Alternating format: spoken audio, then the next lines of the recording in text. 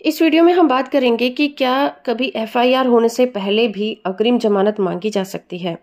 सोचने वाली बात है कि कोई व्यक्ति है जिस पर अभी कोई एफआईआर हुई भी नहीं है, तो उसे कैसे अग्रिम जमानत मिल सकती है।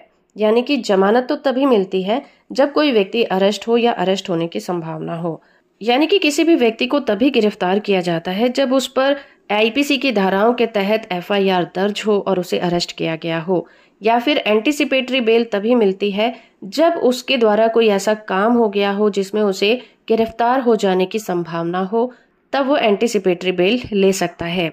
लेकिन ऐसा व्यक्ति जिसका कोई क्रिमिनल रिकॉर्ड ना हो और अभी तक उसके ऊपर कोई एफआईआर भी दर्ज ना हुई हो, तो क्या उसे एंटीसिपेटरी बेल लेने की जरूरत पड़ सकती है या फिर नहीं। आज के इस वीडियो में हम इसी टॉपिक पर बात करेंगे और इसके रिगार्डिंग हम एक केस का भी जिक्र करेंगे जो कि इलाहाबाद हाई कोर्ट का है, और उस केस का टाइटल है Javed Ahmed versus state of UP and another case.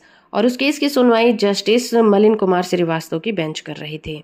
दोस्तों, किसी भी व्यक्ति पर एफआईआर होने के बाद ही कोई कार्रवाई हो सकती है। यानी कि जब किसी व्यक्ति ने कोई ऐसा काम किया हो जो कि क्रिमिनल कैटेगरी में आता हो, तो आईपीसी की धाराओं के तहत उस व्यक्ति पर एफआईआर दर्ज की जाती है और आगे की कार्रवाई की जाती है। तो उस कंडीशन में व्यक्ति एंटीसिपेटरी बेल के लिए अप्लाई कर सकता है। लेकिन सवाल ये है कि जब एफआईआर भी दर्ज नहीं हुई है, तो क्या ऐसी कंडीशन में व्यक्ति को एंटीसिपेटरी बेल मिल सकती है या फिर नहीं। तो ऐसी कंडीशन में जो हमारा सीआरपीसी का सेक्शन 438 क्लॉज 1 है, वो ये कहता है कि एंटीसिपेटरी बेल के लिए कोई भी शर्त नहीं लगाई गई है। ये सेक्शन हमें ये बताता है कि अगर कोई व्यक्ति है जिसे गिरफ्तार होने की आशंका है, तो वो एंटीसिपेटरी बेल के लिए कोर्ट में जा सकता है। लेकिन शर्त यही है कि जो उसे जानकारी मिली है वो ठोस तथ्यों पर आधारित होनी चाहिए, ताकि कोर्ट उसकी एंटीसिपेटरी बेल की याचिका सुन सके और उसे मामले को समझने में भी आसानी मिले। और ये कोई शर्त नहीं है कि जिस व्यक्ति पर एफआईआर हुई होगी उसी को एंटीसिपेटरी बेल मिलेगी। यानी कि जिस व्यक्ति पर अभी तक एफआईआर दर्ज नहीं हुई है, वो व्यक्ति भी एंटीसिपेटरी बेल के लिए अप्लाई कर सकता है। अब जानते हैं ये इलाहाबाद हाई कोर्ट का केस क्या था। ये मामला भी एंटीसिपेटरी बेल का है। एंटीसिपेटरी बेल का मतलब होता है गिरफ्तार होने से पहले ही जमानत ले लेना, जिसे हम हिंदी में अग्रिम जमानत भी कहते हैं। इस केस में जस्टिस नलिन कुमार श्रीवास्तव की बेंच ने अग्रिम जमानत याचिका पर सुनवाई की थी। मामले में 2 दोस्त थे, जिनमें से एक ने अपना घर बनाने के लिए 17,50,000 रुपए लिए थे। 17,50,000 रुपए अपने दूसरे दोस्त से लिए थे। बाद में ये उसने 1 लाख रुपए दोस्त को लौटा भी दिया था।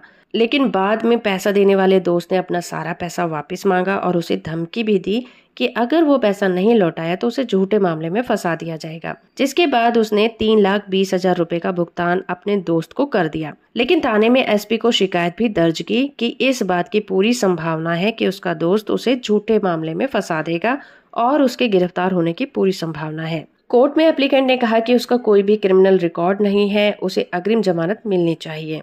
इस केस में इलाहाबाद हाई कोर्ट ने Gurbaksh Singh Sibbia versus state of Punjab मामले में आए हुए जजमेंट का हवाला दिया, और इस जजमेंट में यही बात कही गई थी कि एंटीसिपेटरी बेल लेने की कोई शर्त नहीं होती कि एफआईआर होना जरूरी है। गिरफ्तार होने के बारे में ठोस जानकारी है तो कोर्ट एंटीसिपेटरी बेल दे सकती है, अगर सही समझे तो।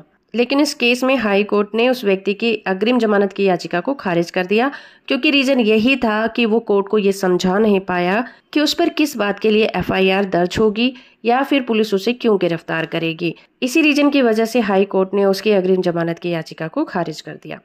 तो होप फ्रेंड कि ये वीडियो आपको इन्फॉर्मेटिव लगा होगा। वीडियो को लाइक और चैनल को सब्सक्राइब करना बिल्कुल मत भूलिएगा।